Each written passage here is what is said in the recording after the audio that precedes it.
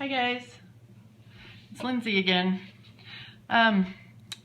So what I wanted to kind of walk you guys through right now is what I call colored Xeroxes. I took a class years ago from a girl named Tracy, but I can't remember her last name, at Sue Nan Douglas's store in Thousand Oaks, which I also can't remember the name of. Anyway, it was a 2-day class and taught us how to color Xeroxes. Of course, I was done in 10 minutes because that's the way I work. But other people had so much fun and there was so much to learn. And to me, it's a matter of taking a color and starting out very lightly on a plain black and white Xerox of an old photo or a modern photo if you want to use one, and coloring with colored pencil lightly, because you can always go darker, but you can't always get lighter. So this is one that I did last night, and I had so much fun that I thought, well, this will be my Friday video. So get yourself a Xerox copy of an old photo, a new photo, whatever you like. I like the old photos because I just think they're funner. So that's one that's finished. This is also one that's finished. That's my mom. She's the cute one in the middle. Not that they're not all cute. This is her sister Muriel, my mom Bev, and her sister Lorraine. And I'm not done with this one, of course. That one in the journal is done, but I'm going to stitch around this and add some other stuff and hopefully do something else to the cute little goat card. I'm not sure. Not sure, but I'm going to send it to her when I'm all done.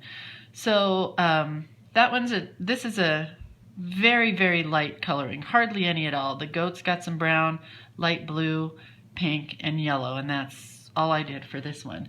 Back to this one, super hard coloring, but started very lightly with the orange, and I kind of picked up the colors of the birds. I don't know if you can see that, but I picked up those greens and yellows and oranges because I had no idea what color to color her. And her dress was very dark to start with, so don't be afraid if it's dark like the hair. I could have colored that in, but I think she's so amazing looking with the darker hair. So don't be afraid to color dark. So then this is the picture that we're going to be working on next, and I'm going to get my pencils together and come back and start on this. Okay, I'm back. So before we get to the colored pencils, I just kind of wanted to give you a little walkthrough of what works and what doesn't. This would be a great one of my mama because it's so white, and you could give her crazy wild colors, or, you know, however you wanted to do it. This is another good one. This is also my mom when she was a baby, and her mama, Jean. And this dress would be so fun to color. And don't be worried about the parts where possibly you lose part of the picture because it was so light, because you can color that all in. This is one that I did of my daughter, so I want to show you how it would then look with a modern picture, and I'm not as fond of it. And this I did with watercolor. The dress is pencil, hair pencil, and this green over here you can see is watercolor because I went off of the edge. So just a couple more, just because I'm having fun with my pictures. That is some little Russian girl that we don't know. There's a whole box of pictures at my parents' house that people don't know. Look how manly this woman looks, and how, not sure. I think they're sisters, but I can't wait to write their stories. That's what I like to write. This is, again, not sure. I think this is my dad's cousin, Jerry. Not sure. I think this is that same little girl. And then I have a boatload of wedding pictures. And wedding pictures are so fun because you can color the flowers, you can color the dress, you can give the groom different colors of, that's Jerry, I think. I'm not sure. Give the groom's jackets all kinds of colors, like that would be so fun to do, in pinks and purples. I just love these pictures. I don't know who these people are. Nobody in my family really does. It was just a whole box of pictures, although this one is Uncle Irving and Aunt Adele, I think. So some of them I know, but some I don't, and that's half the fun, is just you can buy these at thrift stores and stuff. That's my daddy right there. And that's his mom, Fanny and Reuben. And heck if I remember who that is. So anyway, that's that. We'll come back in a minute. Okay, so we're back here with Sadie and Minnie. I'm not sure their names, but I think to me they'll be Sadie and Minnie. So I don't think we talked yet a little bit about pencils and supplies. So you need a really good pencil sharpener. This one has, I love it because it has a regular sharpening place, and then a place to get a little sharper, and a place to get it super duper at a point. And I wish I could tell you who made this. Faber-Castell. So I kind of love that one. So get yourself a good pencil sharpener, hand pencil sharpener, not electric or battery operated, because that will break the leads in your Prismacolor pencils. Now, erasers don't really work, but I did get a little blotchy spot here, and I was able to kind of take it off with the eraser. It's not going to totally erase, so I like to buy colorful erasers or white erasers that are pencil cap erasers, and just put them on the ends of the colored pencils so you've got an eraser handy somewhere. And those you can get those at art supply stores and craft supply stores, wherever. They're awesome. We sell them at Ben Franklin for 6 or 12 of them for $1.99, so I have them by the boatloads. And then colored pencils. So again, I'm a Prismacolor girl, Barrel Prismacolor. I don't think they go by Barrel anymore. These are old pencils. I've had my pencils for a long time because when I sold my store, I stole the pencils. So, sorry Danielle.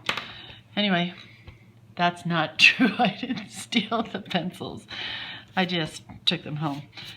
Okay, so I colored Sadie here, and here's how you want to do this kind of. You want to get several colors and kind of test them out if you can. So I've got all these greens here because where you have the folds, let's see if I can pick this up, where you have the folds in the dress or the folds in a jacket or something, you kind of want to go a little bit darker. And I'm not done with it. I never finish it until the very, very end, but I did the very lightest green in where it's opening, a little bit of a yellow green in there, and then all the folds have that really dark green in it.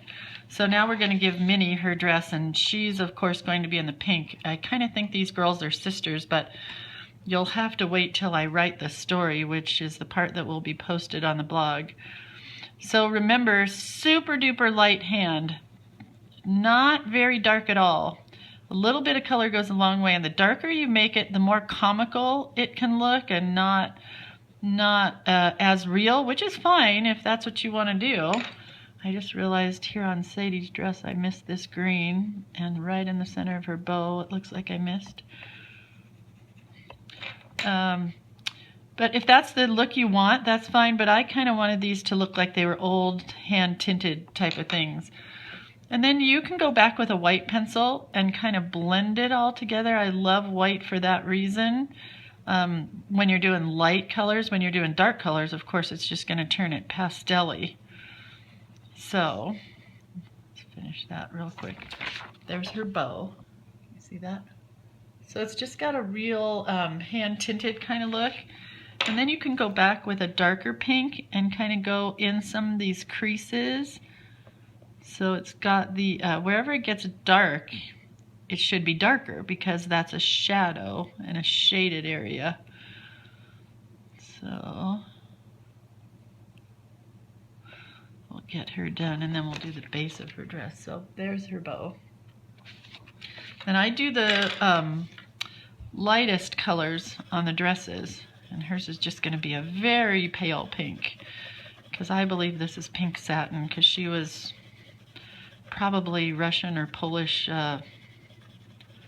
royalty or something. I don't know. She's probably Latvian, Russian, Polish, something like that. That's where this family was from. So, not the most beautiful people, I'll tell you that much by looking at some of the pictures that I've looked at. Anyway, beggars can't be choosers. So, another interesting tip to tell you is that I'm adopted. So these are pictures of my mom and dad's family, not my birth mother's family, but I do happen to have her pictures because when she passed away, that's a long story for a video in itself. When she passed away, her children, her real children, my birth mother's children, didn't come to her funeral, and I did because she and I became kind of friendly, although she was a lunatic. So when she passed away, the people at the Jewish aging women's home, whatever it is, took me to her room and said, "This is all she's got left. If you want it, you can have it." And there were boxes of pictures. Again, just kind of like my family, not labeled, no clue who these people are. So I'm working on a project for the Somerset Studios magazines that will be called Relatively Speaking, because I'm going to speak for these dead people and give them their stories, because they can't speak for themselves any longer. Not really happy with this girl. See if I can find another color of pink or something to get in here, because she's just so super light. Poor Minnie. But it is a satin color, so this is why you can take hours with it, because when you start super light and you can go darker, you want to go with a really light hand, because once you go dark, excuse me, you can't really take it away. You can erase a little bit, but not too much. So you want to take your time. You just don't want to, I mean, I don't take tons of time, but then you can go back with the white a little bit and give it an overcoating, because I don't want hers very pink. So anyway, so I have boxes of photos from my mom and dad. I have boxes of photos from my birth mother. I do know a couple of the people, because there's one picture in there, we'll talk about it when I do that someday, who I think is the birth father, although we have a name for him, and I'm not going to get into that. I never met him. I only met her, and she was quite lovely, but crazy as a loon. So her collar and her cuffs were lighter, it looks like, but I'm making them darker just because I can, because we don't know what they were wearing. This could have been ivory for all I know. So get a little darker still. I'm going to pick this up so you can see, because I know probably from there, from where I am, it looks totally different. Okay, so there's Minnie's dress. And I'm going to give them their shoes. Oh, the other thing I didn't talk about, or maybe I did, I like to kind of plan my colors out. So this is going to be this rug down here that is going to be blues and purples. And I don't think they're wearing nylons, because it was during the war, I'm thinking. I don't know, maybe it was way before that, who knows. So there's the pinks for her dress, but now I added this color, which is really super deep, and then the greens for her sister's dress. And they have pearls, which I'm not quite sure how to handle that yet, but I kind of want to make those stand out, because, and then Sarah here, or what I call her, Sadie, she's got a watch, which I don't know how many girls had watches back then in Poland and Latvia, so that's why I'm saying these girls have some kind of royalty with them, because they look like they got some money. And anybody who took pictures back then had money anyway. But they both have watches, and they both have pearls. So that's the good thing about being adopted. You can make up your stories, although I do know my birth mother's story. So all we can do is make up stories about the birth father, and I certainly have made up stories enough about him. So this is about as much as she's getting. I'm going to put some color into the rug so you can see how that's going to be. Oh, I kind of missed the shadow down here on her arm.